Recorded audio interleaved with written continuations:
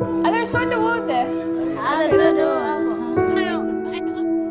Here we are, Integration TV, showing you the best of Somalia right here in Kismayo. You're watching Integration TV from Kismayo, where we're having a real organic Somali lunch. Farah Hussein. Somali, your English is Okay. Good morning from Berbera, Integration TV. We are here on this beautiful oceanfront view of the beautiful beaches of Berbera. Here in Somalia, doing some rebuilding, construction. What are you doing here? And why is all these Canadians coming back? Live from Berbera Integration TV, connecting with my Somalis all over this beautiful country.